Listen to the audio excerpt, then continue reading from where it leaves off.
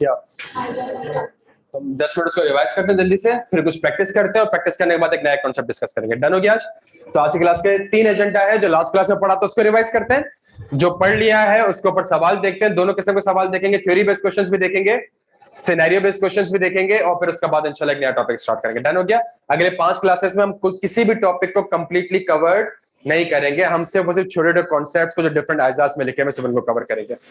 Last class में जो हमने स्टार्ट किया था, वो स्टार्ट किया था हमने ऑडिट के 5 एलिमेंट्स। हमारे पास इस ऑडिट की पूरी दुनिया में ना 5 ही चीज है। सबसे पहली चीज, जबरदस्त, सबसे पहली चीज थी हमारे पास। अच्छा, एक चीज याद रखिएगा, जो क्लास का टाइम होगा उस क्लास में मैं स्टार्ट कर दूंगा, ठीक है? तो ये नहीं होगा कि अच्छा मैं 1.5-2 घंटे ज्यादा नहीं पढ़ाता, तो हम कोशिश ये करेंगे हमारी क्लास का टाइम ड्यूरेशन भी क्या हो, 1.5 से 2 घंटे का हो, और 1.5 से 2 घंटे इफेक्टिवली पढ़ेंगे।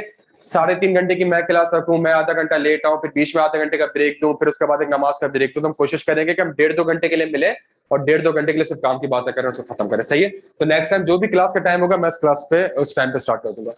ऑडिट में हमारे पास 5 एलिमेंट्स है। सबसे पहला एलिमेंट कौन सा था भाई? 3 पार्टी रिलेशनशिप। इस दुनिया में सबसे पहले अगर कोई आया था, कौन आया था? लेकिन जब ग्लोबलाइजेशन हुई, इंडस्ट्री एक्सपेंड हुई, तो ये शेयर होल्डर अकेला सारे बिजनेस को मैनेज नहीं कर सकता था। इसने किसको अपॉइंट करा? इसने मैनेजमेंट को अपॉइंट करा और उसको कहा कि जी मेरा बिजनेस आप चलाएं, ठीक है? जहां मैनेजमेंट अपॉइंट हो गई, उसके बाद मैनेजमेंट ने जो काम करा, तो जब शेयर होल्डर मैनेज नहीं कर सकता था, तो शेयर होल्डर ये कैसे देखेगा कि सही काम किया है या गलत काम किया है? ये जो मुझे बता रहा है कि मैंने इस साल इतने का प्रॉफिट कमाया या इतने का लॉस आया, क्या ये सही कह रहा है या गलत कह रहा है? तो उसको एक कॉम्पिटेंट बंदे की जरूरत थी, एक इंडिपेंडेंट बंदे की जरूरत थी, जिसका नाम क्या था? तो तीसरा बंदा इस दुनिया में जो आया, ऑडिटर है। ऑडिटर सबसे लास्ट में आया हमारे इस पूरी रिलेशन में। ठीक हो गया जी? अच्छा, जहां ये 3 पार्टी रिलेशनशिप मुझे समझ में आई, तो फिर अगला जो सबसे इंपॉर्टेंट एलिमेंट था, वो सबसे इंपॉर्टेंट एलिमेंट था फाइनेंशियल स्टेटमेंट। सही है? ये जो फाइनेंशियल स्टेटमेंट्स हैं, ये जो पीपी है, ये जो इन्वेंट्री है, ये जो रेवेन्यू है, ये किसी ना किसी बेसिस पे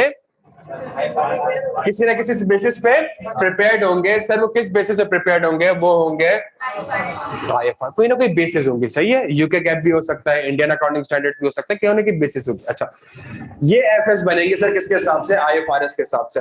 अच्छा सर, एक सवाल, सर ये एफएस को आईएफआरएस के हिसाब से बनाने की जिम्मेदारी किसकी? Management is primarily responsible to prepare FS in accordance with.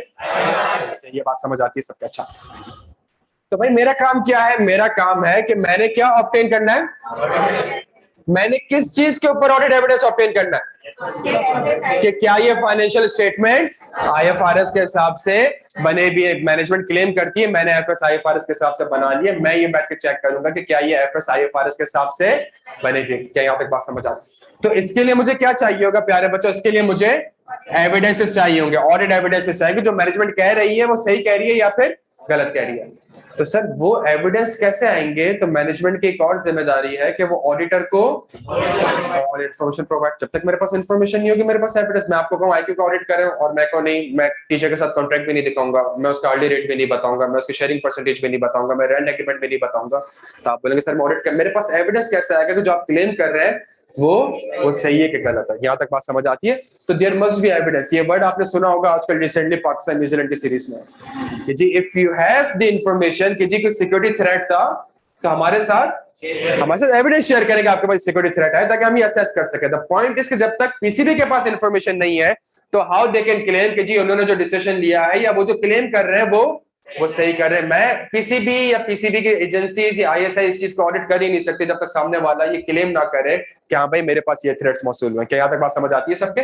तो there must be an evidence, otherwise मैं क्लेम नहीं कर सकता कि एफएस आईएफआरएस के हिसाब से बने के लिए बना। और आखिरी में जो मेरे पास सबसे इंपॉर्टेंट चीज होगी प्यारे बच्चों, आखिरी में जो मेरे पास सबसे इंपॉर्टेंट चीज होगी वो रिपोर्ट स्लैश ओपिनियन।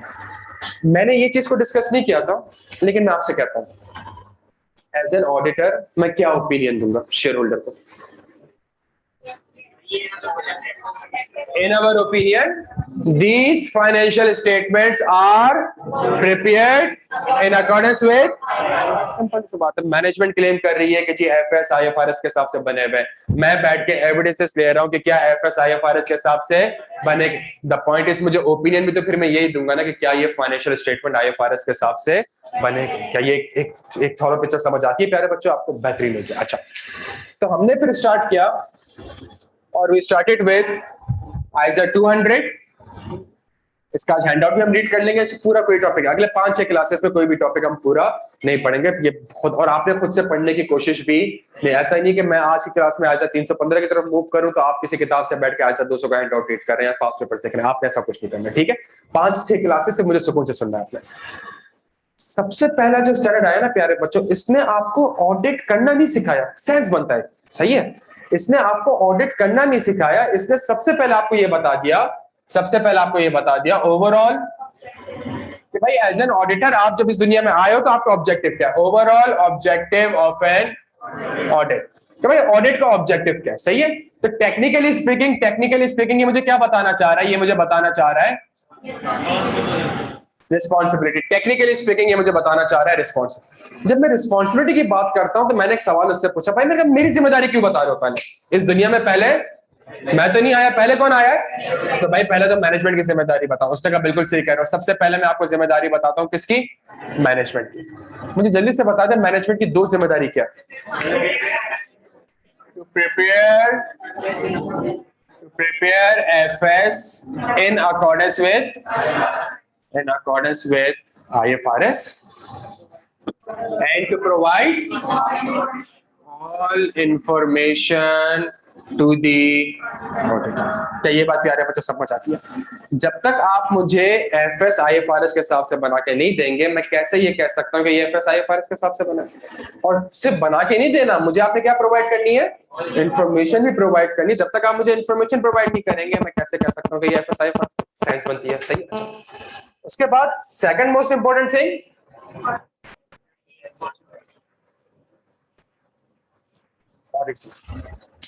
उसने कहा कि भाई आपकी जिम्मेदारी है टू ऑब्टेन रीजनेबल, किस चीज के ऊपर रीजनेबल एश्योरेंस, किस चीज के ऊपर रीजनेबल एश्योरेंस, कि क्या ये फाइनेंशियल स्टेटमेंट्स आईएफआरएस के हिसाब से बने भी हैं। हमने कहा भाई चले ये तो समझ आता है कि हमने रीजनेबल एश्योरेंस लेनी है इस चीज के ऊपर कि क्या ये एफएस आईएफआरएस के हिसाब से बने या नहीं बने, लेकिन आप एक काम करें, मुझे बताएं रीजनेबल का मतलब क्या। रीजनेबल का मतलब है कुछ मुनासिब कर लो, कितना मुनासिब कर लो, हाई लेवल।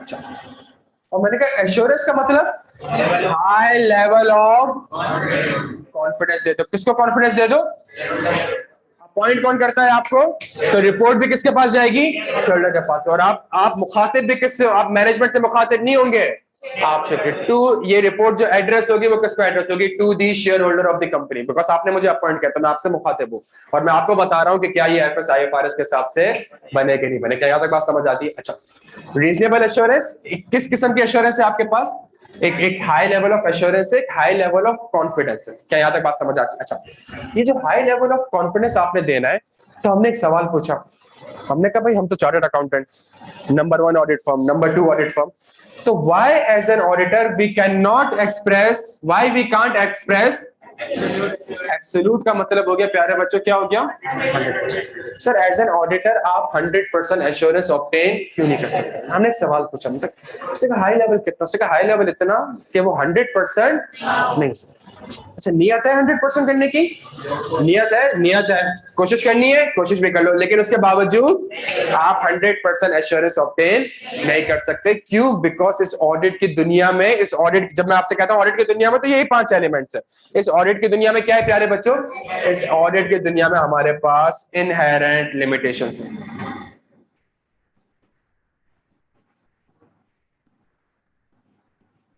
इस ऑडिट की दुनिया में प्यारे बच्चों हमारे पास इनहेरेंट लिमिटेशंस है। इसमें सबसे बड़ी जो इनहेरेंट लिमिटेशन है ना, सबसे बड़ी जो इनहेरेंट, वो आईएफआरएस है। जबरदस्त। और आईएफआरएस क्यों है इनहेरेंट? बिकॉज आईएफआरएस में जो स्टैंडर्ड्स है उसके अंदर क्या इन्वॉल्व है, इसके अंदर एस्टिमेट्स है। आप एक एसेट खरीदते हैं, आपकी ये एस्टिमेट है कि ये 5 साल चलेगी। आप एक इन्वेंट्री को मेजर करते हैं, लोअर ऑफ कॉस्ट और एनआरवी खुद ये है एस्टिमेटेड सेलिंग प्राइस। तो यहाँ पे जब चीजों में, जब एक कस्टमर आपको पैसे नहीं दे रहा तो आप एस्टिमेट करते हैं कि पता नहीं मुझे इतना पैसा मिलेगा। अगर आपका कोई लीगल केस चल रहा होता है तो आप एस्टिमेट कर रहे होते हो कि शायद मुझे इतना पैसा पे करना पड़ जाएगा। तो जो एफएस के अंदर इतने सारे एलिमेंट्स आ रहे हैं, इसके अंदर मेजॉरिटी के अंदर क्या इन्वॉल्व है, जब एस्टिमेट्स 100% करेक्ट नहीं हो सकते, जब एस्टिमेट्स एब्सोल्यूट नहीं हो सकते, तो how as an auditor you can provide the absolute assurance. का ये सेंस बनती है बात की। तो जी आईएफआरएस में मेरे पास क्या इन्वॉल्व है, आईएफआरएस में मेरे पास इन्वॉल्व है एस्टिमेट्स। दूसरा सबसे बड़ा मसला वो कह रहे थे कि आप इस दुनिया में तीसरे नंबर पे हैं, इससे पहले कौन था, और आपको तो लेके ही इसलिए आया था बिकॉज ये लोग 2 नंबर थे। आपको तो लेके इस दुनिया में इसलिए आया गया था बिकॉज ये लोग 2 नंबरी कर रहे होते थे, तो वो 2 नंबरी से तो बाज नहीं आएंगे। तो देयर इज अ पॉसिबिलिटी कि मैनेजमेंट अभी भी फाइनेंशियल स्टेटमेंट्स में क्या कर रही हो, फ्रॉड कर रही हो। फ्रॉड को डिटेक्ट करना आपके लिए थोड़ा सा मुश्किल हो जाता है। क्यों मुश्किल हो जाता है, आगे जाके स्टैंडर्ड है पूरा एज अ 240 फ्रॉड, उस पर डिटेल में हम इंशाल्लाह पढ़ेंगे, अभी सिविक कॉन्सेप्ट। अच्छा, दूसरी चीज आप कह रहे हो मैनेजमेंट की जिम्मेदारी है कि वो आपको सारी की सारी information, there is a possibility कि मैनेजमेंट शायद आपको सारी की सारी इंफॉर्मेशन प्रोवाइड ना कर। तीसरी चीज वो आपसे कहता है समझने की कोशिश करें, एक इदारे में 10,000 लोग काम कर रहे हैं, जरूरी नहीं कि 10,000 लोग का काम करने के लिए आप 10,000 ऑडिटर भेजें। भाई सोचे ना, एक कंपनी है, सही है, उसके 10,000 एम्प्लॉइज हैं, पीएसओ के कितने एम्प्लॉइज होंगे, 10,000 एम्प्लॉइज होंगे। आप पीएसओ को ऑडिट करने जाएंगे तो मैक्सिमम 40 बंदों की टीम जाएगी। तो 10,000 हर एक बंदे के ऑडिट के लिए क्या मैं हर एक बंदा भेज दूं? नहीं, ऐसा हो नहीं सकता। जब ऐसा क्यों नहीं हो सकता, बिकॉज शेयर होल्डर भी मुझे बोलेगा भाई ऐसा नहीं हो सकता कि पीएसओ वाले मुझे कह रहे हैं कि मैंने 40 मिलियन कमाया है, या पीएसओ वाले मुझे कह रहे हैं कि जी फॉर एग्जांपल मैंने 400 मिलियन कमाया और 400 मिलियन से मैं 250 मिलियन तुम्हें दे दूं सिर्फ इस बेसिस पे कि तुम 100% ऑडिट करो। तो यार एक मुनासिब फीस हमें मिलेगी और एक मुनासिब टाइम होगा, उस मुनासिब फीस में और मुनासिब टाइम में आप मुझे क्या करते हैं, रिपोर्ट इशू करते हैं। तो चूंकि आपके पास टाइम रीजनेबल होता है, आपकी कॉस्ट रीजनेबल होती है, तो आप जो पूरा ऑडिट करते हो प्यारे बच्चों किस बेसिस पे करते हो, सैंपलिंग के बेसिस। जब सैंपलिंग, जब आप किसी चीज को 100% टेस्ट नहीं कर रहे तो हाउ इट इज पॉसिबल कि आप 100% एश्योरेंस प्रोवाइड कर सकें। क्या यहां तक आपको बात समझ आती है, क्या इसका सेंस बनता है? अच्छा जी, जबरदस्त। ये क्लियर है। लास्ट क्लास में हमने यहां तक पढ़ा था। बिलाल वो हैंडआउट्स है, डिस्ट्रीब्यूट कर दो क्या?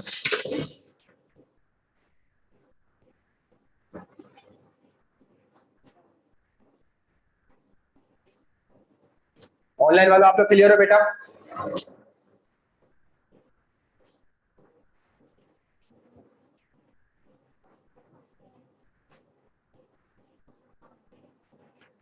हैंडआउट ग्रुप पे भी शेयर हो जाएगा और अभी स्क्रीन पे भी शेयर हो जाएगा, सही है, टेंशन ना लो।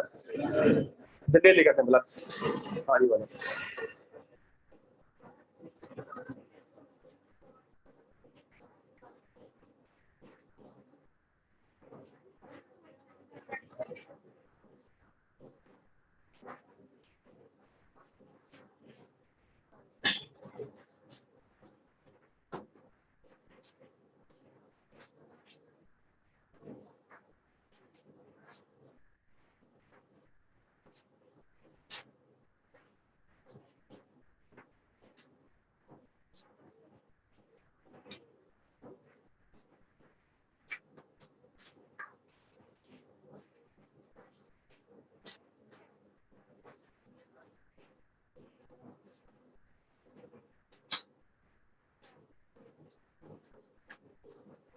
सबको मिल गया हैंडआउट भाई?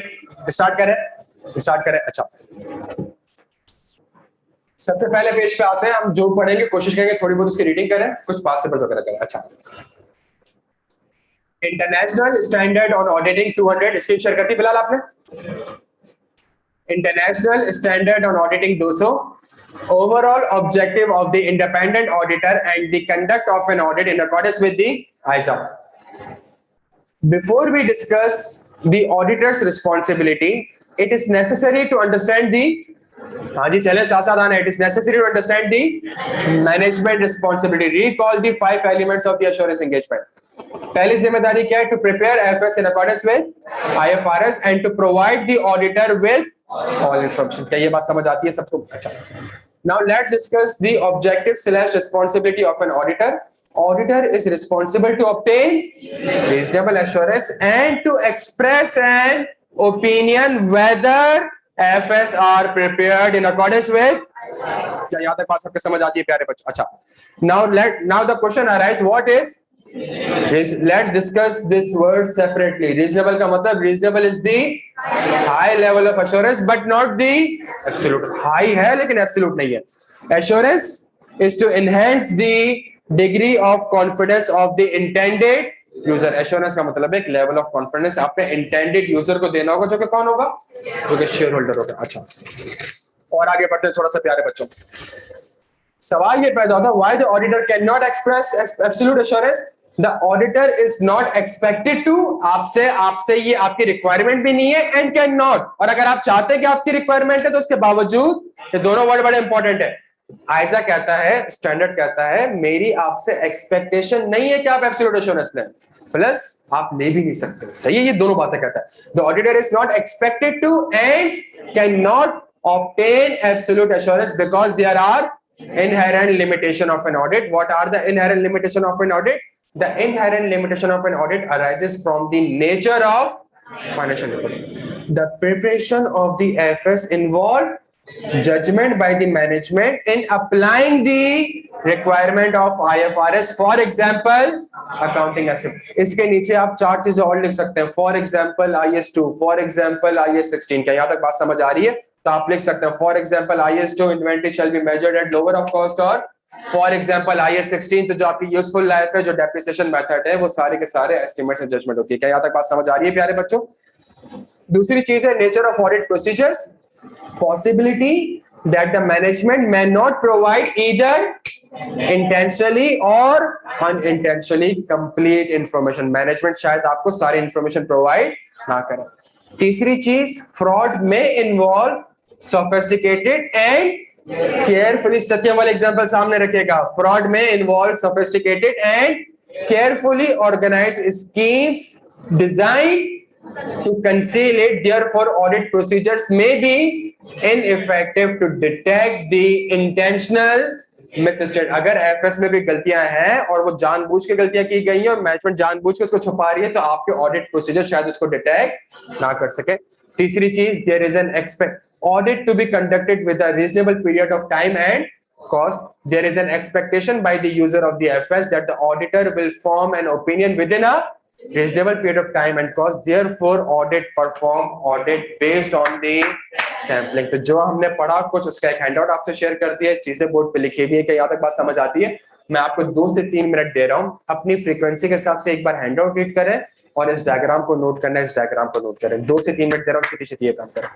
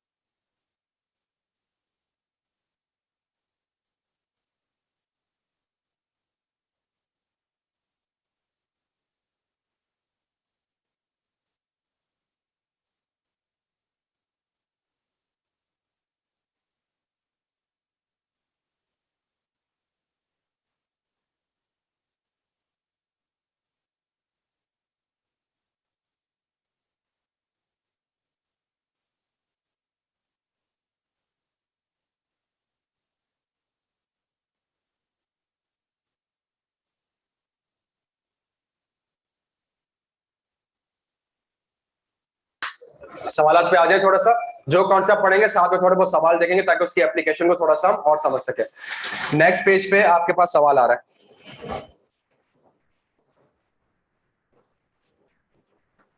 सबसे पहला सवाल, हम थ्योरी बेस्ड क्वेश्चन भी करेंगे, हम सिनेरियो बेस्ड क्वेश्चन भी करेंगे, हम दोनों करेंगे। पहला सवाल, list down any 4 inherent limitation of an, मैं आपको बिलाल हैंडआउट पीछे पास कर दीजिएगा, जो नए बच्चे हैं जो हैंडआउट पास करते हैं। List down any 4 inherent limitation of an audit. आपने करना क्या है, इसका आंसर आपने हैंडआउट से देखना है और हैंडआउट से देख के लिखना है। ठीक है, थ्योरी बेस्ड क्वेश्चन करेंगे तो आपने किस तरीके से करना है, हैंडआउट से पढ़ना है, उसको वापस से उसको लिखने की कोशिश। फिर जब उसके बाद हम सिनेरियो बेस्ड क्वेश्चन करेंगे तो फिर आपने हैंडआउट साइड में रखना है, फिर आपने हैंडआउट से नहीं देखना और खुद से लिखने की कोशिश करनी है। और फिर हमने अपनी गलतियां आइडेंटिफाई करनी है कि हम कहां पे गलतियां कर रहे हैं, हम सिनेरियो पे कर पा रहे हैं, नहीं कर पा रहे हैं, कौन से अच्छे वर्ड्स जो मिस कर रहे हैं, ये सारी चीजें हमने आज क्लास में करनी है। डन हो गया? 5 मिनट है आपके पास। List down any 4 inherent limitation of an audit. Handout सबके पास है?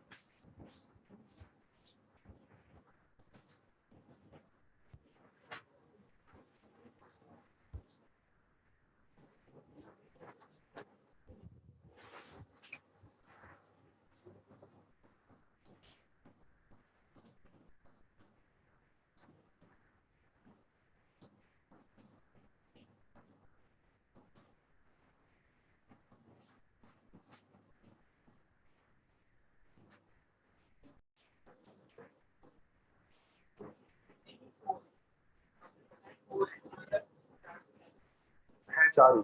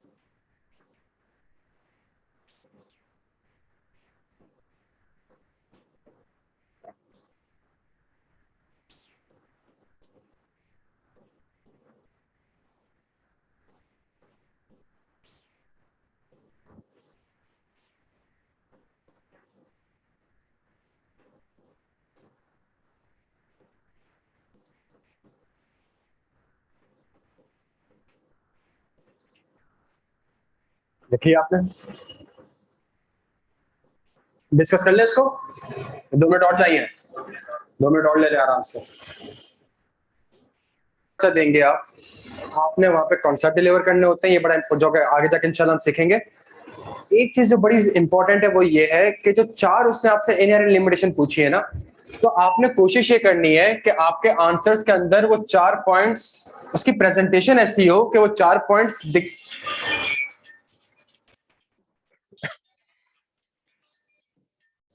4 पॉइंट्स ऐसे हो कि वो पता चल जाए कि जी आपने 4 पॉइंट्स कम्युनिकेट। ऐसे नहीं कि चारों के चारों इनहेरेंट लिमिटेशंस को आप एक ही पैराग्राफ में डाल दें, खुदा का वास्ता ऐसा ना करिएगा। कोशिश ये करिएगा कि 4 पॉइंट्स को आपने सेपरेट पैराग्राफ में कम्युनिकेट करना है। फॉर एग्जाम्पल, सबसे पहला मैंने कम्युनिकेट कर दिया कि जी जी प्रिपरेशन ऑफ द एफएस, हाँ जी, इन्वॉल्व एस्टिमेट्स या judgement in applying the requirement of IFRS, for example accounting estimates। और accounting estimates को भी अगर आपने थोड़ा बहुत एक्सप्लेन करना हो तो आप एक्सप्लेन कर सकते हैं, such as IAS 16, such as IAS 2। क्या यहां तक बात समझ आती है? दूसरा पॉइंट आपने उनको बता दिया, management may not provide all या कंप्लीट इंफॉर्मेशन, चाहे इंटेंशनली हो या इंटेंशनली है तो मतलब गलती है, सॉरी अनइंटेंशनली है तो मतलब गलती है, इंटेंशनली है तो मतलब फ्रॉड है। एरर और फ्रॉड के दरमियान जो बुनियादी फर्क है वो किस चीज का है? इंटेंशन। अगर मैं जानबूझ के एक चीज कर रहा हूं मतलब मैं फ्रॉड कर रहा हूं, मुझसे गलती हो गई तो ये एक एरर तस्वीर किया जाएगा। सही है। अच्छा, तीसरा पॉइंट मैं उसको ये बता सकता हूं, तीसरा पॉइंट मैं उसको ये बता सकता हूं कि मैनेजमेंट में commit fraud, therefore audit procedures are ineffective to detect such fraud कहते हैं, सच में से स्टेटमेंट कहते हैं। डन हो गया? डन हो गया। और चौथी चीज मैं ये कह सकता हूं कि चूंकि मेरे पास रीजनेबल टाइम एंड कॉस्ट होता है तो मैं ऑडिट प्रोसीजर जो परफॉर्म करता हूं वो किस बेसिस पे करता हूं? मैं ऑडिट प्रोसीजर जो परफॉर्म करता हूं वो सैंपलिंग बेसिस पे करता हूं। क्या ये बात समझ आती है सबको?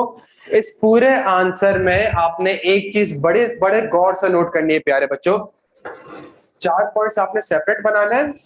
कुछ कीवर्ड्स हैं, कुछ कीवर्ड्स हैं जो आपके स्केप नहीं होने चाहिए। क्या यहां तक बात समझ आती है?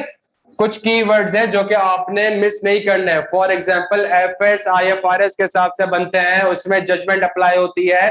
फॉर एग्जांपल अकाउंटिंग एस्टिमेट्स, ये 3-4 पहले पॉइंट में कीवर्ड्स हैं, ये आपके मिस नहीं होने चाहिए। ऑडिट का पर्चा है, याद रखिएगा। साइमल्टेनियसली अगर मैं यहां पे आपसे बात करता हूं तो इसमें जो सबसे इंपॉर्टेंट कीवर्ड है वो क्या है? All information management. शायद आपको देखें, एक और चीज बताऊं, ये बड़ा ट्रिकी वर्ड है, ये बहुत ही ट्रिकी वर्ड है कि मैनेजमेंट मेन। आप ये नहीं कह सकते management can not provide, answer गलत हो जाएगा आपको। आप ये नहीं कह सकते मैनेजमेंट शैल नॉट प्रोवाइड, आपका आंसर गलत। अगर आप इतना कॉन्फिडेंट है कि मैनेजमेंट शैल नॉट प्रोवाइड तो फिर आपने ऑडिट एक्सेप्ट क्यों किया? जब आपको पता है कि आपको इन्फॉर्मेशन ही नहीं मिलेगी और 5 एलिमेंट्स पूरे नहीं हो रहे, फिर तो आपको ऑडिट एक्सेप्ट ही नहीं करना चाहिए था भाई। समझ आ रही है? तो ये बड़े कीवर्ड्स होते हैं, आगे जाकर हमें पता चलेगा जब हम इंशाल्लाह एक्सेप्टेंस पढ़ रहे होंगे कि एक एक वर्ड जो होता है ये बड़ा, मैं आपसे वही कह रहा हूं, ये अंग्रेजी का पर्चा नहीं है, इसको याद रखिएगा। इसकी थोड़ी सी इंपॉर्टेंस को समझिएगा कि अगर आपने मे की जगह कैन का वर्ड लिख दिया या कैन की जगह शेल का वर्ड लिख दिया या इस का वर्ड लिख दिया या आर का वर्ड लिख दिया तो इसका मतलब है आपके कॉन्सेप्ट सही नहीं है। यहां तक बात समझ आती है? तो कुछ कीवर्ड्स हमारे पास होते हैं, मैनेजमेंट में not provide all the information. यहां पे जो हमारे पास सबसे कीवर्ड है वो सबसे कीवर्ड क्या है? वो फ्रॉड का है कि जी आपने फ्रॉड का वर्ड यूज करना और आपने बताना है कि जो आपके ऑडिट प्रोसीजर्स हैं वो इनइफेक्टिव होते हैं फ्रॉड को डिटेक्ट करने के लिए। क्या यहां तक बात समझ आती है? और यहाँ पे सबसे इंपॉर्टेंट जो चीज है मेरे पास है कि आप जो ऑडिट करते हो आपके पास reasonable period of time and cost. Therefore जो आप ऑडिट प्रोसीजर परफॉर्म करते हो किस बेसिस पे करते हो? सैंपलिंग अंग्रेजी का वर्ड नहीं है, ऑडिट का वर्ड है। ऑडिट प्रोसीजर्स ये अंग्रेजी के वर्ड नहीं है, ये इंटेंशनल अनइंटेंशनल जजमेंट एस्टिमेट्स ये अंग्रेजी के वर्ड नहीं है, किसके वर्ड है? ये ऑडिट का वर्ड है। क्या यहां तक आपके बात समझ आती है? तो आपने कोशिश करना है कि इन चीजों को, इन वर्ड्स को आपने, और जैसे हम प्रैक्टिस करते रहेंगे, हैंड आउट रीड करते रहेंगे तो हमारी ये चीजें हम इंशाल्लाह सीखते रहेंगे। डन हो गया प्यारे बच्चे यहां तक?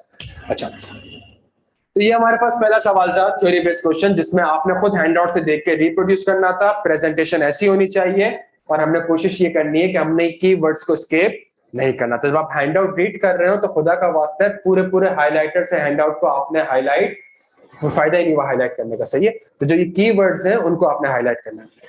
अगले सवाल पे आते हैं। ये ऑटम 2017 का सवाल है। ये एक सिनेरियो बेस्ड क्वेश्चन बनाने की कोशिश की गई, इस सवाल को पढ़ते हैं। In response to an audit engagement letter send to roof limited, mister Aziz Aslam the new chief executive of RL company इसका ऑडिट करने जा रहे हैं। Mister Aziz Aslam the new chief executive officer of RL has requested your firm to provide absolute assurance in the audit report. सवाल ये है कि जी जो नया सीईओ आया वो आपसे कह रहा है कि भाई आप तो हमें कौन सी एश्योरेंस प्रोवाइड करके दे? एब्सोल्यूट। सवाल की रिक्वायरमेंट है draft an appropriate reply mentioning any 4 reason why the above request can not be complied with. मैं और आप शायद ये कह सकते हैं कि सर पहले सवाल का आंसर और दूसरे सवाल का आंसर मोर और लेस सेम है, लेकिन फर्क है। फर्क क्या है, पहले सवाल में वो आपसे कैटेगोरिकली कहता है कि मुझे इनहेरेंट लिमिटेशन बताओ, दूसरे सवाल में वो इनहेरेंट लिमिटेशन का वर्ड यूज नहीं कर रहा, वो एक सिनेरियो आपके सामने रख रहा है और आपसे ही एक्सपेक्ट कर रहा है कि क्या इस सिनेरियो में आपको पता है कि कौन सा कॉन्सेप्ट अप्लाई हो रहा है। मैं आपको 5 मिनट दे रहा हूं, मुझे इसका आंसर चाहिए, छेती छेती लिखे, जल्दी से लिखे, अभी आंसर लिखे, फिर उसके बाद लेटर के ऊपर भी आते हैं।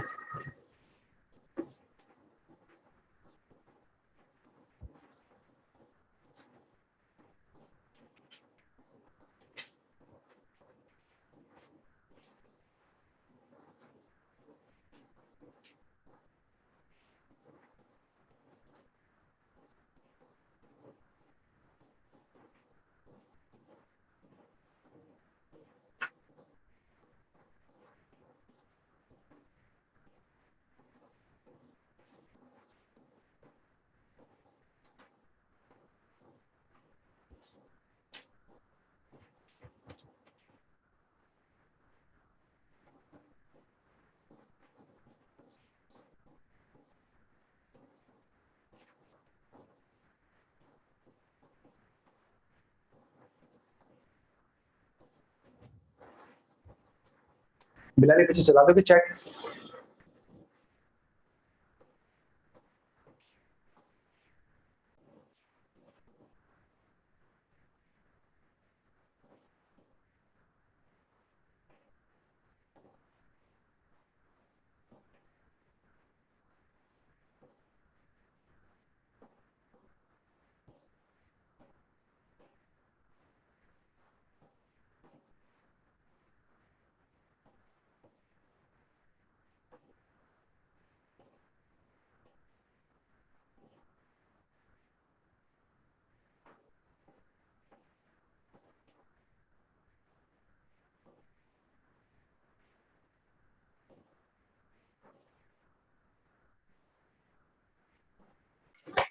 बच्चों ने वो 4 पॉइंट्स वापस से रिप्रोड्यूस कर दिए, बिल्कुल सही कर, उसमें कोई कोई दो राय नहीं है। लेकिन आप एक चीज समझने की कोशिश करें,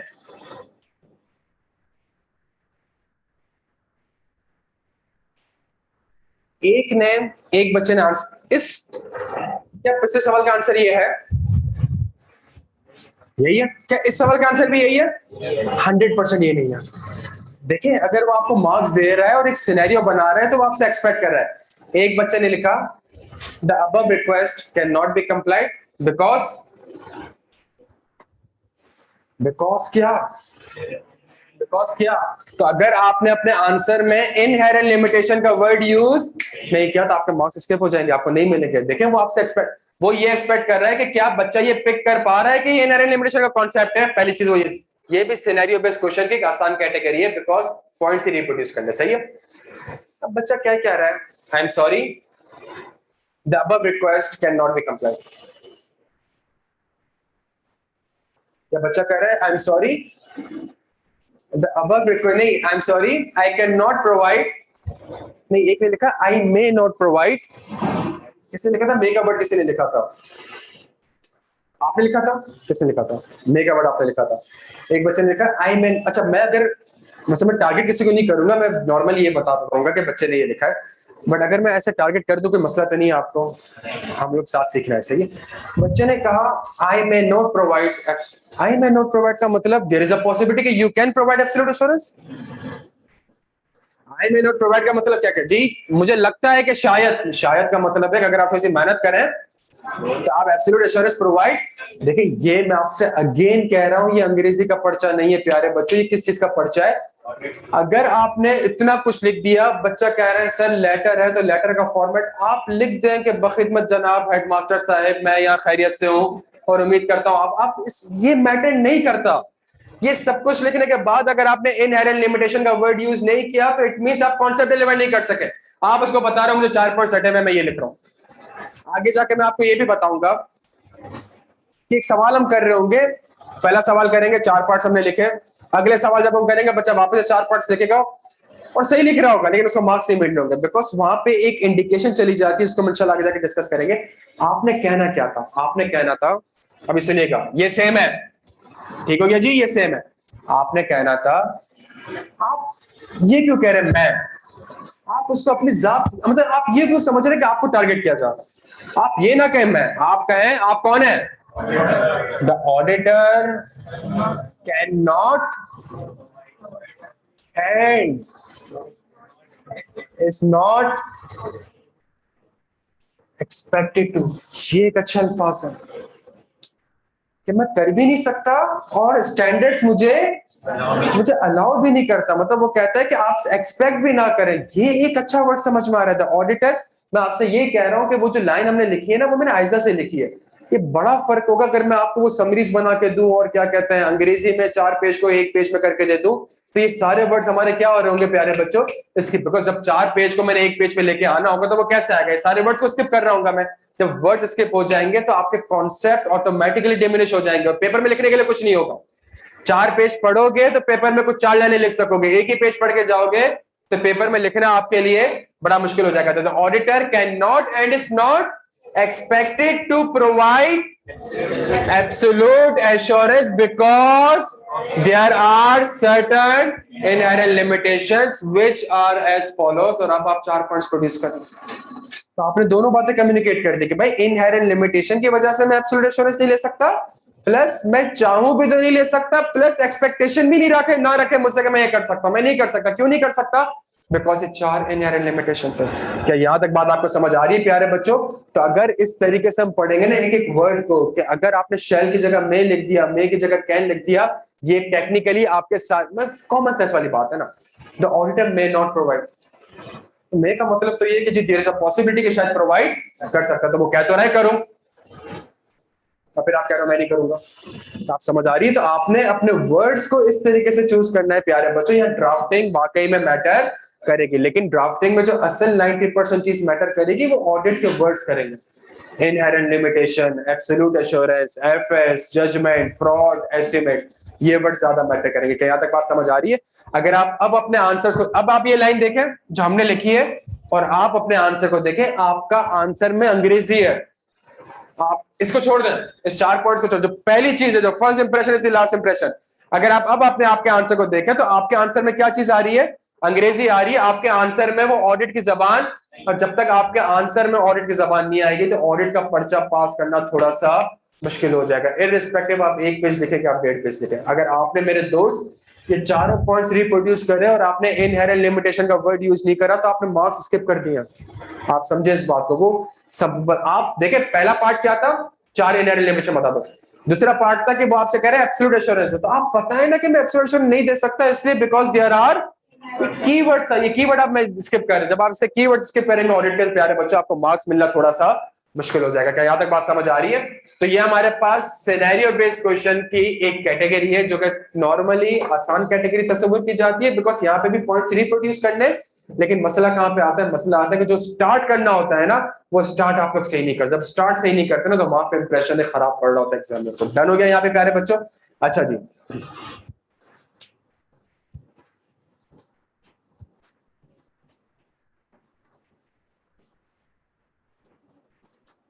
ICAW final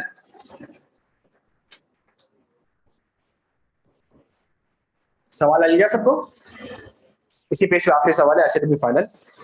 You are the engagement partner responsible for the audit of ABC company for the year ended June 30, 2000। You have provided the report to the shareholder on 30 September 2018। An error has recently been discovered in ABC company by the managing director। During investigation, it was discovered that the error was present in the financial statement for the year ended। अब आप देखिए अब scenario क्या रखा है उसने, सही है? The managing director of ABC company has written to the company's auditor stating auditor's report in which it was mentioned that these FS has been prepared in accordance with IFRS। Managing director is requesting an explanation from the engagement partner as to how they could have। सवाल समझ आ गया? आपने company का audit करा, पूरा audit करा, आपने shareholder को रिपोर्ट दी और आपने रिपोर्ट में लिखा ये एफएस किसके हिसाब से बने हुए, इस एफएस में कोई गलतियां नहीं है, सब सही है। ठीक है, मैं लेमैन की लैंग्वेज समझाने की कोशिश कर रहा हूं। आपने कहा ये एफएस किसके हिसाब से बने हुए, ये एफएस बने हुए आईएफआरएस के हिसाब से। मैनेजमेंट ने, आपने रिपोर्ट दे दी। बाद में पता चला कि भाई कंपनी में तो एरर हुआ भाई, ये 100 रुपए का बैलेंस नहीं हो रहा, ये कितने का बैलेंस होना चाहिए था, ये 90 का होना चाहिए था, 110 का। डायरेक्टर की हट गई, डायरेक्टर ने कहा भाई ऑडिटर तो कह रहा था सब सही है। तो डायरेक्टर ने आपको एक खत लिखा और खत में उसने कहा कि भाई ये तो एरर था, आपसे मिस कैसे हो गया, ये एक एरर फाइनेंशियल स्टेटमेंट में आपसे मिस कैसे हो गया। तो अब वो आपसे कह रहा है कि जी मुझे एक्सप्लेनेशन चाहिए, किस चीज की एक्सप्लेनेशन चाहिए कि ये एरर मुझसे मिस कैसे हो गया। 5 मिनट है आपके पास, ड्राफ्ट करें। आप समझ रहे हैं किस तरीके से थ्योरी बेस्ड सिनेरियो बेस्ड, आपको समझ आ रहा है कि किस तरीके से आपके नॉलेज की एप्लीकेशन किस सिनेरियोज में वो, ये अभी आपको आसान लग रहा होगा, इसलिए बिल्कुल आसान नहीं लग रहा होगा बिकॉज मैं पढ़ा रहा हूँ। ये आसान इसलिए लग रहा होगा बिकॉज एक ही कॉन्सेप्ट पढ़ा है तो इसी के सवाल कर रहे होंगे। ये आगे जाके मुश्किलात पेश आएंगी जब हम 6-8 एजाज पढ़ चुके होंगे, और फिर जब 6-8 एजाज पढ़ फिर आगे जाके मुश्किलात आ रही होंगी कि ये सवाल कौन से एजाज से। क्या यहाँ तक बात समझ आती है प्यारे बच्चों? चले स्टार्ट हो जाओ, 5 मिनट और है आपके पास।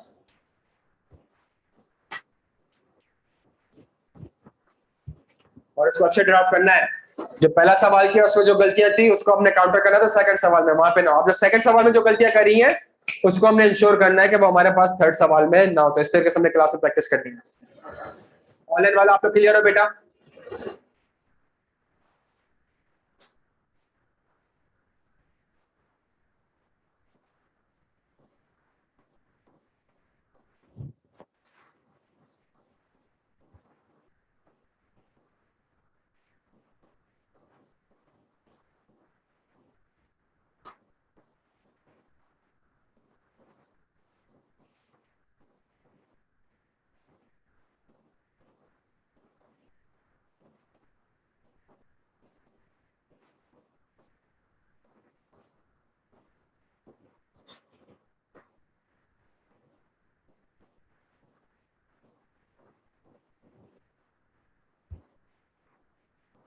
है ना, आ सकता है। देखिए ना एरर है क्या, उसने बताया कौन सा एरर है?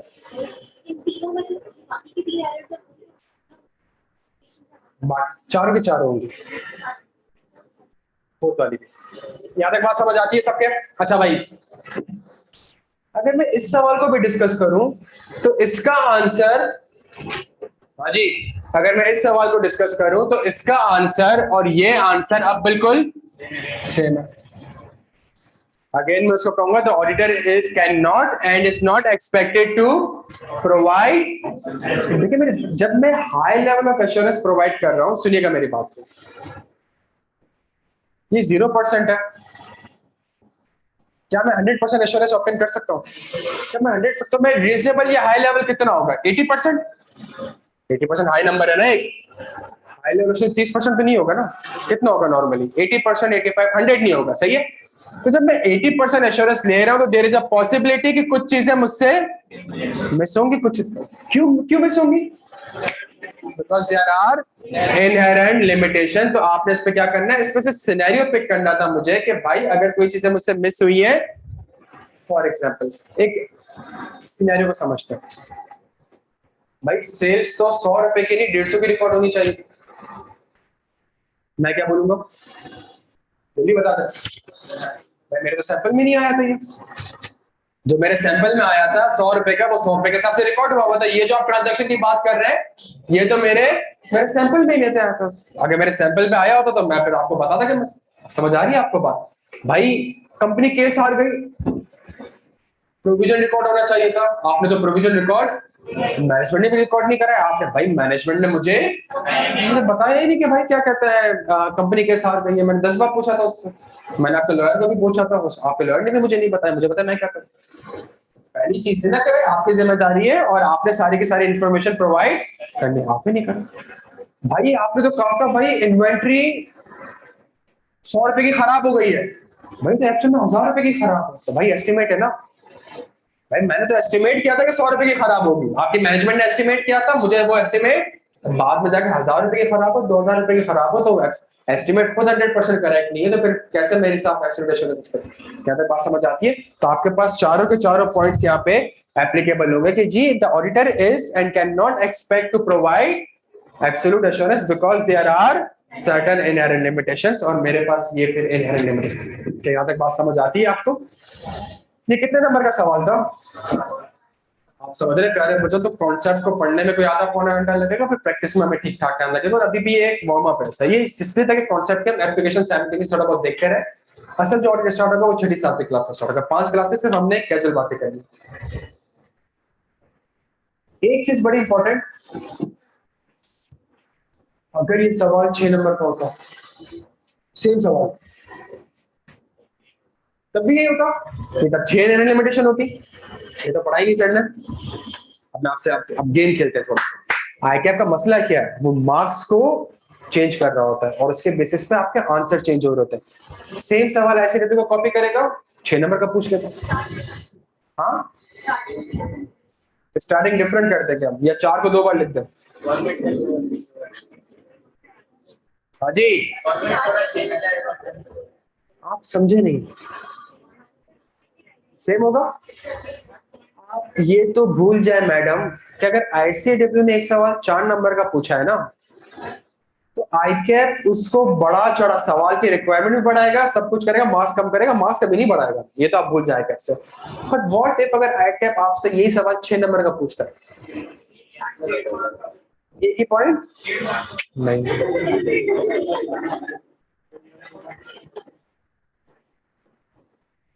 आप ऑडिट को समझ नहीं रहे प्यारे बच्चों। द रीजन इज, एक ब्लडी डायरेक्टर कौन होता है मुझे ब्लेम करने वाला कि मैंने ऑडिट सही नहीं करा। इस दुनिया में मैं तो तीसरे नंबर पे आया हूँ, पहले कौन आया है? तो जहां वो मेरे ऊपर उंगली उठाएगा, मैंने फौरन से उसके ऊपर उंगली उठानी है कि भाई management is primarily responsible to prepare FS in accordance with and to provide all the information to। तो भाई जिम्मेदारी मेरी है, लेकिन मुझसे पहले किसकी जिम्मेदारी है?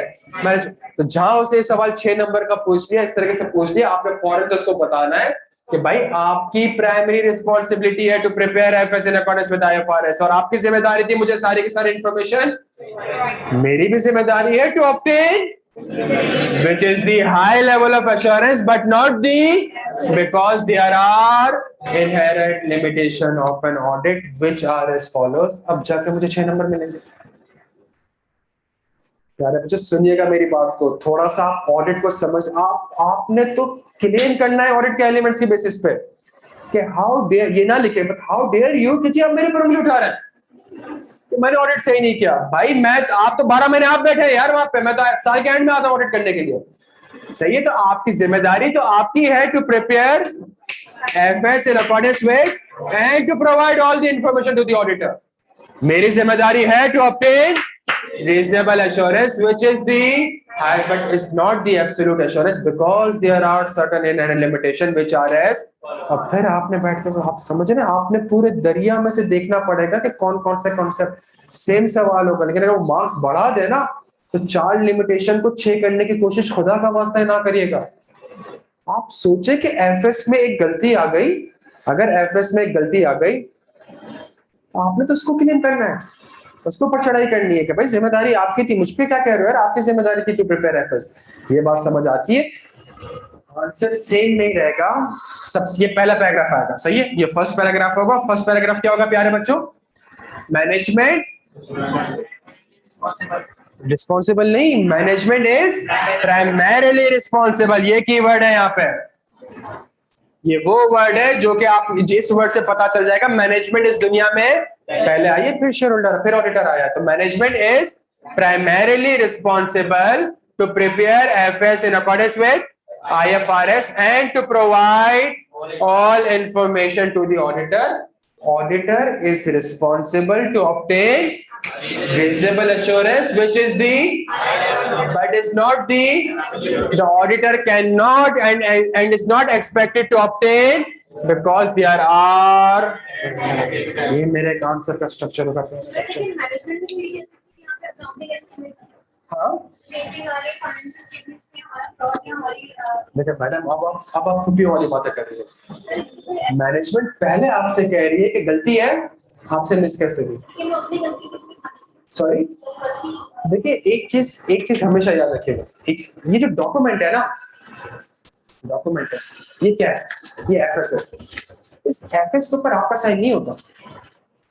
कभी आप स्टॉक एक्सचेंज वगैरह के लिस्टेड एंटिटी के एफएस देखिएगा, इन एफएस के ऊपर आपका सिग्नेचर इस एफएस के ऊपर सिग्नेचर किसका होता है पता है? सीएफओ का, सीईओ का, डायरेक्टर का, इनके दस्तखत आते हैं। इट मींस दस्तखत कौन करता है? जो ओन करता है, ओनरशिप उनकी है इस डॉक्यूमेंट की। मेरा एक ही डॉक्यूमेंट है जिसका नाम क्या है?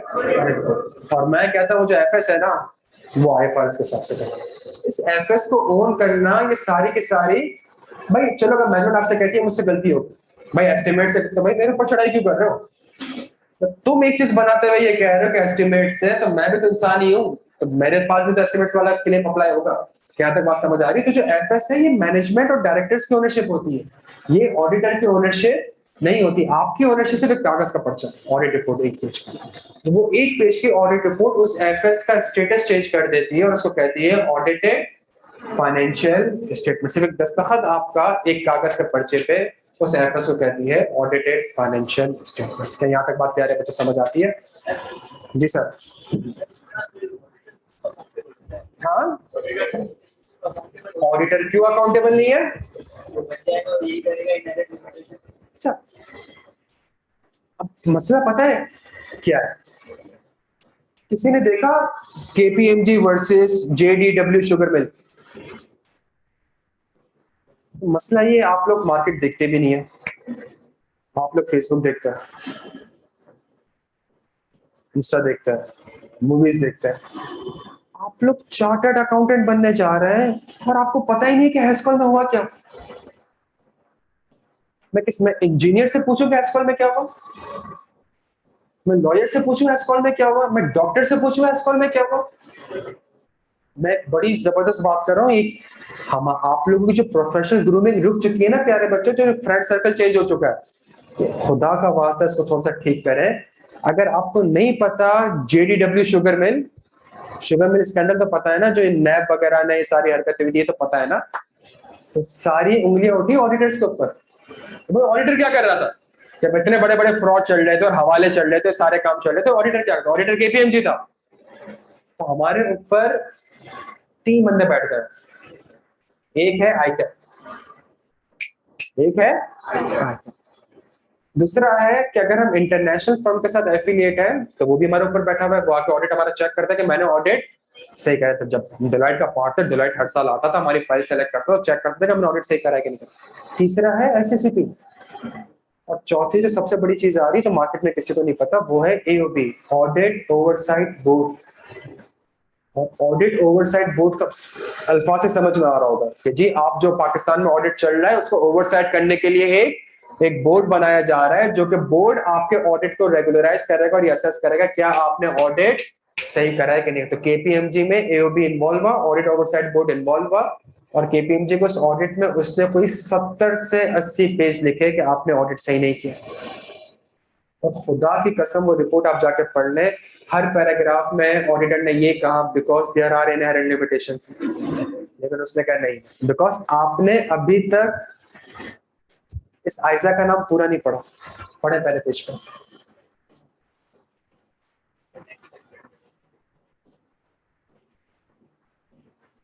पढ़े नाम, स्टोरी का नाम क्या है? and to conduct an audit there is a bible between the AOB and the KPMG। अगर वहां पे केपीएमजी कहता था कि भाई, एओबी कहता था भाई आपने तो ये गलत करा, तो वो किसी ना किसी बेसिस पे कहता। वो बेसिस क्या थी? International standards. ये नहीं है कि आप ऑडिट गलत कर दें और आप ये कहते हैं कि इनहेरेंट लिमिटेशन है। नहीं, आगे लिखा हुआ क्या है? And to conduct an audit in accordance with ISA. देखिए सीए की भी इनहेरेंट लिमिटेशन है, फेल होना है, लेकिन इसका कतई ये मतलब नहीं कि आप पढ़ाई ना कर। अब आप ये बोलेंगे मैं पढ़ाई नहीं करूंगा इसलिए बिकॉज ये तो इनहेरेंट है कि जी मैंने क्या होना है, मैंने फेल होना है। तो अब ये बातें मैच नहीं करती ना। तो स्टैंडर्ड मौजूद है, क्या उस स्टैंडर्ड के हिसाब से अभी आपने आइजा 200 का 20-25% मेरे पास करा, और अभी आपको पड़ेगा 1.5 घंटे। ऑडिट की दुनिया में अभी आप सिर्फ 1.5 घंटे के, सही है। ये इंशाल्लाह कारवां चलता रहेगा, बढ़ता रहेगा। फिर आगे हम जाके केस स्टडीज भी डिस्कस करेंगे, और वो जैसे जैसे हमारा ऑडिटर कोर्स आगे इंशाल्लाह बढ़ता रहेगा प्यारे बच्चों, तो वो केस स्टडी में और आप बैठे तो 70-80 पेज की केस स्टडी, उसको बैठ के और आप डिस्कस कर रहे होंगे। मेरा आपसे वादा है कि उस केस स्टडी में जो लिखा हुआ होगा ना, भाड़ में गया एओबी, भाड़ में गया केपीएमजी। आप बैठ के खुद ये चीज असेस कर लेंगे कि क्या ये ऑडिट सही परफॉर्म हुआ है, बिकॉज अब आप स्टैंडर्ड्स पढ़ चुके होंगे। तो स्टैंडर्ड की रिक्वायरमेंट यही थी, क्या केपीएमजी ने उससे कंप्लाई किया? अगर केपीएमजी ने स्टैंडर्ड्स के रिक्वायरमेंट से कंप्लाई नहीं किया तो अब वो इनहेरेंट लिमिटेशन का आसरा नहीं ले सकता, बिकॉज आगे इनहेरेंट लिमिटेशन के बाद एक और चीज लिखी हुई है, and to conduct an audit in accordance with international standards. Clear है सारे यहाँ पे? अच्छा जी, तो हमने आज की क्लास में रिवाइज कर लिया, हमारा पहला एजेंडा कवर हो गया। हमने दूसरी चीज क्या कर ली कि उन्हीं कॉन्सेप्ट्स को किस तरीके से डिफरेंटली वो पेपर में एग्जामिन हो सकते हैं हमने, लेकिन एक चीज हमने नहीं करी, हमने पूरा आईएसएफ 200 नहीं पढ़ा। जितना मैंने आपको पढ़ाया है खुदा का वास्ता है आपने उसके आगे अभी नहीं जाना। 5-6 क्लासेस मुझे लेने थे ताकि हमें ओवरऑल एक ऑडिट की पिक्चर समझ आ जाए। जब ओवरऑल ऑडिट की पिक्चर समझ आ जाएगी फिर उसके बाद आपने दुनिया की जो किताबें जो सवाल रेफर करना आप करते हैं। यहाँ तक बात समझ आती है? लास्ट बैच में भी ये हुआ था, आईजा 200 के बाद हम 315 मूव करें, किसी बच्चे ने बैठ के 200 किताब से पढ़ना स्टार्ट किया और पढ़ के उसने बोला सर ने तो ये भी नहीं पढ़ाया, सर ने तो ये भी नहीं पढ़ाया। आप समझ रहे? आपने मेरा टीचर नहीं बनना, बिल्कुल मैं कैटेगरी के लेकर, जिस तरीके से मैं आपको लेकर चल रहा हूँ आपने उस तरीके से लेकर चलना है, और मेरा ट्रस्ट करे कि इंशाल्लाह अगर वैसी आप मेहनत करते रहेंगे तो इंशाल्लाह इंशाल्लाह पास हो जाएंगे। क्या यहाँ तक बात समझ आ रही है दोस्त? तीसरा एजेंडा रह गया, बैक पैक ना करें। तीसरा एजेंडा क्या है? नया टॉपिक, और हम कोशिश करेंगे उस नए टॉपिक को आज हम नहीं पढ़ सकते बिकॉज बड़ा टॉपिक है। हम कोशिश करते हैं 15 मिनट उसके ऊपर कुछ कैजुअल डिस्कशन करना। सिर्फ 15 मिनट कैजुअल डिस्कशन करेंगे, समझ में ना आपको आएगा ना मैं को समझाऊंगा आपको, लेकिन हमसे वो सिर्फ क्या करने जा रहे हैं, 15 मिनट एक कैजुअल डिस्कशन कर लेते हैं। उस कैजुअल डिस्कशन के बाद फिर अगली क्लास में पूरा दिन हम इंशाल्लाह उस टॉपिक को डेडिकेट करेंगे। डन हो गया? अच्छा जी, तो मैं आइजा 200 मिटा रहा हूँ प्यारे बच्चों।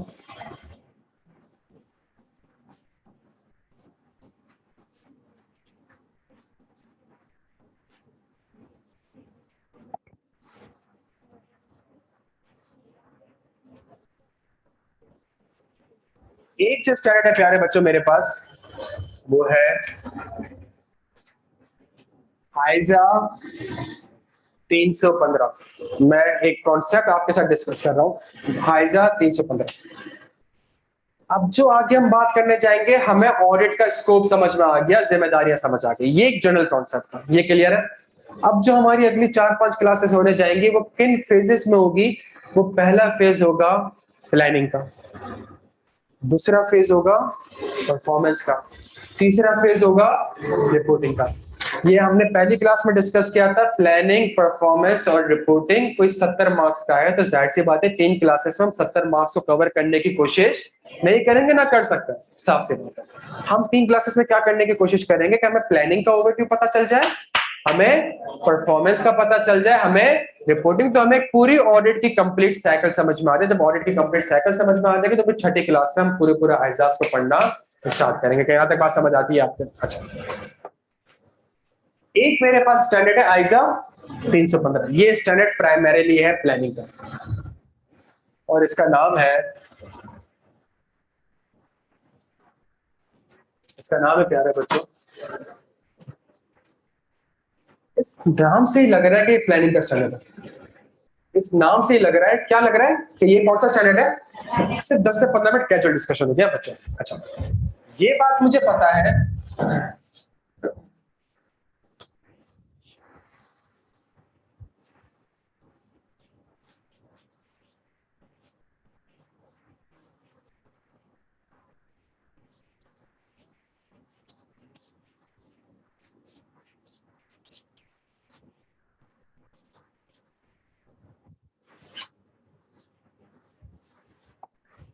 ये बात प्यारे बच्चों मुझे पता है,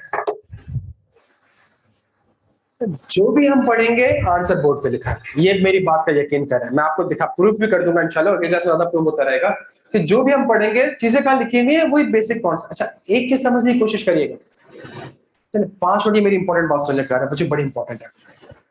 अकाउंटिंग और ऑडिट के सब्जेक्ट में बुनियादी फर्क किस चीज का है? इलस्ट्रेशन ना बोलना, वो बता चुका हूं मैं। अकाउंटिंग और ऑडिट के सब्जेक्ट में बुनियादी फर्क किस चीज का? तो ये तो फर्क नहीं हुआ ना मैडम, तो सिमिलैरिटी हो गई ना। जाहिर सी बात है अकाउंटिंग का स्टैंडर्ड अलग होगा, ऑडिट का स्टैंडर्ड अलग होगा। बट एक बुनियादी फर्क क्या है अकाउंटिंग और ऑडिटिंग के स्टैंडर्ड में? ना ना, मैं ये नहीं कह रहा कि ऑडिट में मैं ऑडिट करता हूँ, अकाउंटिंग में अकाउंटिंग करता हूँ, ये नहीं। दोनों के स्टैंड, जो एक तरफ आपके पास आईएफआरएस है, ये मेरी बात अगर आपके समझ में आ गई ना प्यारे बच्चों, आप जिंदगी भर मुझे दुआएं देंगे, सुन ले मेरी बात को। एक तरफ आईएफआरएस है, एक तरफ आइजा है, दोनों के स्कोप ऑब्जेक्टिव तो अलग है, वो तो नहीं। आईएफआरएस और आइजा में इंटरनेशनल स्टैंडर्ड, दोनों में बुनियादी फर्क किस चीज का है? हाँ भाई तला साहब, दोनों में बुनियादी फर्क किस चीज का है? हाँ, अकाउंटिंग स्टैंडर्ड्स में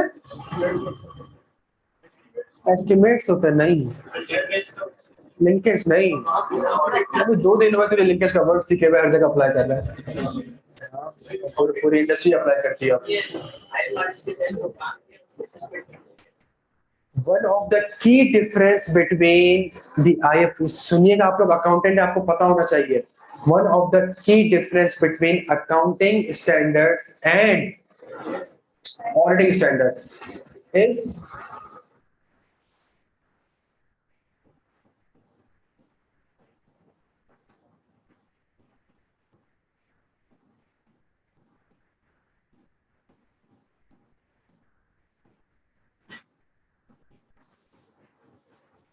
IFRS में कॉन्सेप्चुअल फ्रेमवर्क है, पता है क्या है कॉन्सेप्चुअल फ्रेमवर्क? बताओ कॉन्सेप्चुअल फ्रेमवर्क क्या है, बताओ।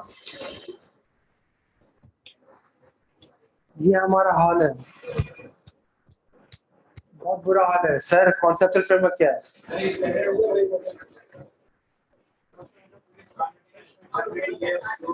कॉन्सेप्चुअल फ्रेमवर्क में आपको कॉन्सेप्ट्स कम्युनिकेट कर दिए गए हैं, आपको बता दिया गया है कि एसेट की डेफिनेशन क्या है, लायबिलिटी की डेफिनेशन क्या है, इनकम की डेफिनेशन क्या है, एक्सपेंस की डेफिनेशन क्या है, इक्विटी की डेफिनेशन क्या है।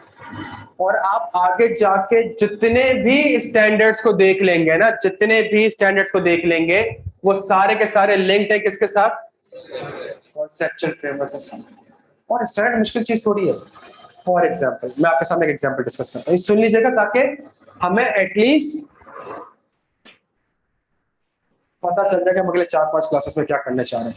और जब एक चीज पढ़ी भी और आपको नहीं पता, तो आप सोचो जो चीज पढ़ने जा रहे हैं उसमें तो फिर अल्लाह ही हाफिज है ना हमारा, समझ लीजिएगा इस चीज को। एक स्टैंडर्ड आया कौन सा?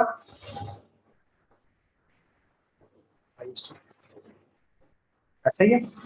IS2 आया तो उसमें इन्वेंट्री था। इन्वेंट्री मेरे लिए क्या होता है? तो फिर उसको एक कहा पे इन्वेंट्री को मेजर किस पे करें? तो इन्वेंट्री को मेजर करते हैं किस पे? नंबर ऑफ कॉस्ट और NRV। ठीक है, तो आपके पास एक एसेट है जो आपने 100 रुपए का खरीदा या आपको 100 रुपए का पड़ा है, लेकिन अगर वो बिकेगा कितने का? 80 रुपए का, तो उसको आप 100 रुपए पे रिकॉर्ड नहीं कर सकते, उसको कितने पे रिकॉर्ड कर सकते हैं? भाई ये बात लिखी है IS2 में, कौन का? नहीं, ये बात लिखी गई है कॉन्सेप्चुअल फ्रेमवर्क में। बिकॉज एसेट की डेफिनेशन क्या है? फ्यूचर, फ्यूचर इकोनॉमिक बेनिफिट मिलेगा कितने का? 80 रुपए का, तो एसेट 80 पे रिकॉर्ड हो। सेम चीज IS36, जो आपके पास प्रॉपर्टी प्लान इक्विपमेंट होगा, वो भी किसके डेफिनेशन को पूरा उतरता है? एसेट की। और वो क्या कहता है, ये किस में मेजर होगा? हाँ जी, रिकवेबल अमाउंट। और रिकवेबल अमाउंट क्या होगी? Higher of value in use. और फॉर एग्जाम्पल अगर एक एसेट है आपके पास जिसकी कैरिंग अमाउंट आ रही है 100 रुपए की और उसकी रिकवेबल अमाउंट आ रही है 80 रुपए की, तो प्यारे बच्चों आपको क्या करना पड़ेगा? इस एसेट को 100 रुपए से लेके कितने पे लेके आना पड़ेगा? कहाँ लिखा हुआ ये? 36 नहीं, ये 36 अलाइंड है किसके साथ? कॉन्सेप्चुअल फ्रेमवर्क के साथ। तो वो कॉन्सेप्चुअल फ्रेमवर्क कहता है कि जब आपने एक चीज 100 रुपए पे रिकॉर्ड करी है और फ्यूचर इकोनॉमिक बेनिफिट कितने का मिल रहा है आपको? 80 रुपए का, तो कॉन्सेप्चुअल फ्रेमवर्क के हिसाब से आप 20 रुपए की इंपेयरमेंट रिकॉर्ड करें। आप सबको दफा करें, आप आ जाएं।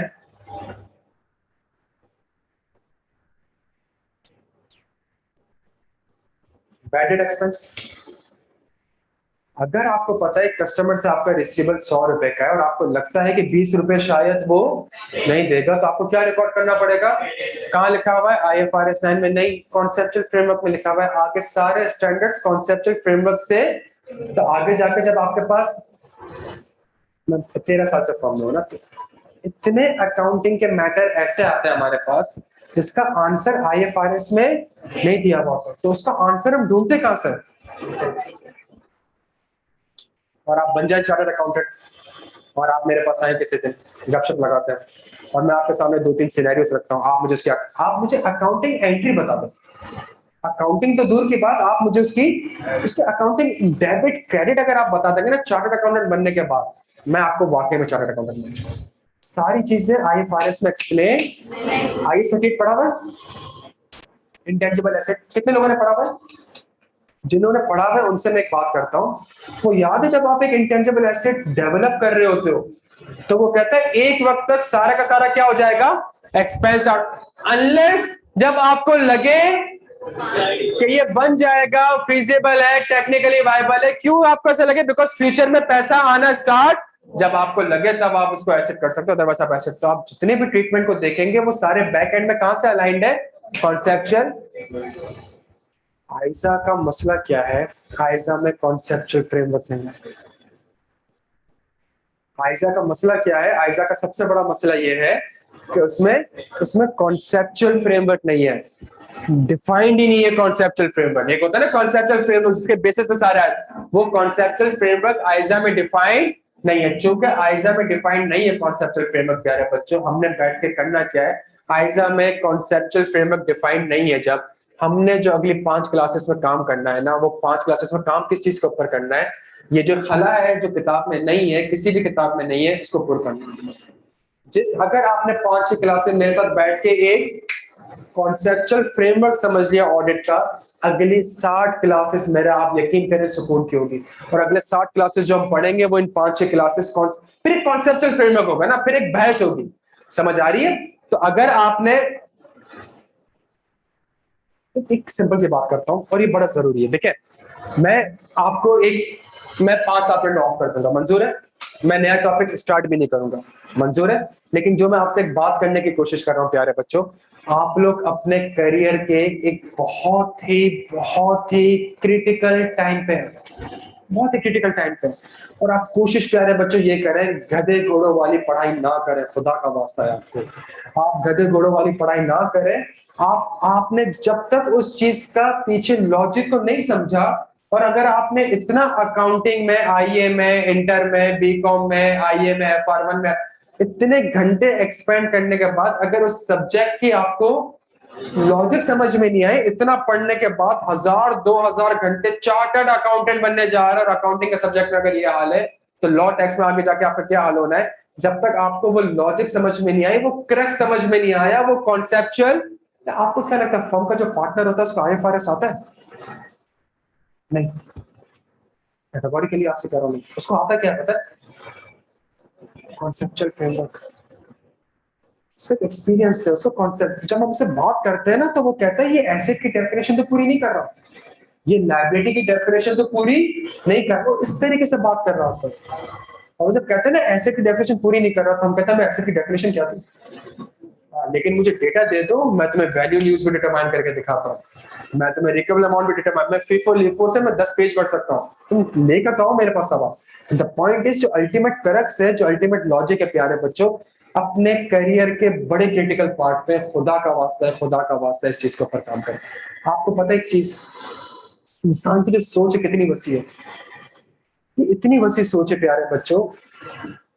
IFRS 16 पढ़ लिया आप सबने? लीजेस का कौन सा 16 है?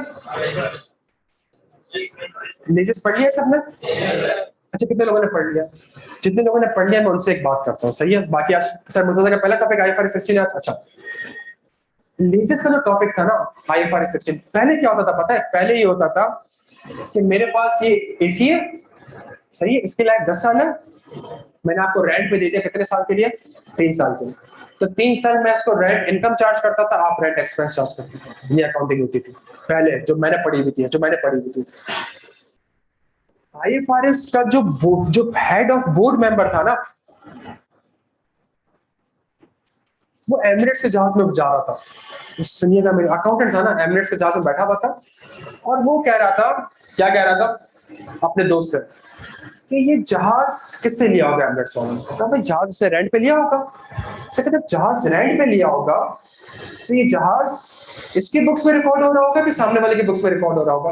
तो उसके दोस्त ने कहा सामने वाले की बुक्स में रिकॉर्ड हो रहा होगा, एमिरेट्स एयरलाइन की बुक्स में ये जहाज रिकॉर्ड मतलब एमिरेट्स बुक में एसेट रिकॉर्ड नहीं हो रहा होगा। इसलिए रिकॉर्ड नहीं हो रहा होगा बिकॉज लाइफ 10 साल है, इनका एग्रीमेंट होगा कितने साल का, 2-3 साल का। तो ये तो substantial portion of the useful life वाले जो सारे फजूल के और डैश बने के पॉइंट्स, उसने कहा नहीं आप समझे नहीं। वो गया है, रिसर्च करिए, आईएफआरएस का बोर्ड मेंबर रिसर्च करिए, और उसने जब रिसर्च करी तो उसने कहा ये जो एयरलाइन है, ये जो एरोप्लेन है, जो प्लेन है, ये किसकी बुक्स में रिकॉर्ड होना चाहिए, ये एमिरेट्स की बुक में। तो ये आंसर आया कहां से, स्टैंडर्ड तो गलत था, आंसर आया कहां से। कॉन्सेप्चुअल फ्रेमवर्क में एसेट की डेफिनेशन है जब आपके पास राइट भी हो यूज करने का और उस एसेट को आप कंट्रोल कर रहे हो। तो उसने कहा जहाज को कंट्रोल तो एमिरेट्स वाला कर रहा है, जहां चाहे पायलट लेके जा सकता है, लंदन स्विट्जरलैंड कहीं भी लेके।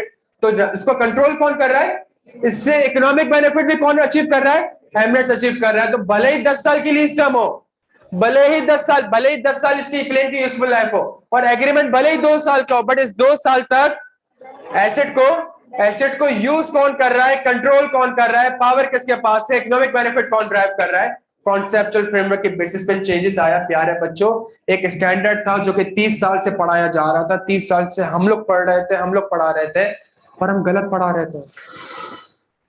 I-70 था पहले इसका नाम, और फिर एक नया स्टैंडर्ड आया जिसका नाम क्या था, IFRS 16 लीजेस। इसने कहा अगर 2 साल के लिए भी यूज कर रहे हो ना, एसेट रिकॉर्ड नहीं करना, right to use asset for the 2 years, आपने ये रिकॉर्ड कर 10 साल से 2 साल आपके, तो 2 साल तक इकोनॉमिक बेनिफिट तो अपनी बुक्स में रिकॉर्ड करें। आपको समझ आ रही है। तो जो स्टैंडर्ड में चेंजेस आई, वो सोचने की जो सलाहियत आई, वो सोचने की सलाहियत कहां से आई, वो सोचने की सलाहियत आई प्यारे बच्चों कॉन्सेप्चुअल फ्रेमवर्क से। अगर आपने अकाउंटिंग में, ऑडिट में अपने कॉन्सेप्चुअल फ्रेमवर्क को स्ट्रॉन्ग कर लिया, आपको चीजें जिंदगी भर रिटेन, आप कभी भी हायर ऑफ लोअर ऑफ में कंफ्यूज नहीं रहोगे।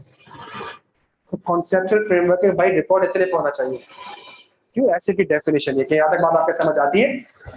हमारी जो अगली क्लास होगी वो किस चीज की होगी, 315। हम 315 पढ़ेंगे, लेकिन 315 भी खत्म नहीं होगा। उसके बाद हम अगली क्लास में 500 पढ़ेंगे, 500 भी खत्म नहीं होगा। उसके अगली क्लास में 700 पढ़ेंगे, 700 भी खत्म। हम प्लानिंग परफॉर्मेंस रिपोर्टिंग का एक ओवरव्यू लेंगे। क्या तक बात समझ आती है प्यारे बच्चों। अच्छा, एक और चीज, आखिरी चीज जो हमने आज सवाल करे, इसके आंसर आखिरी पेज पे आ रहे हैं।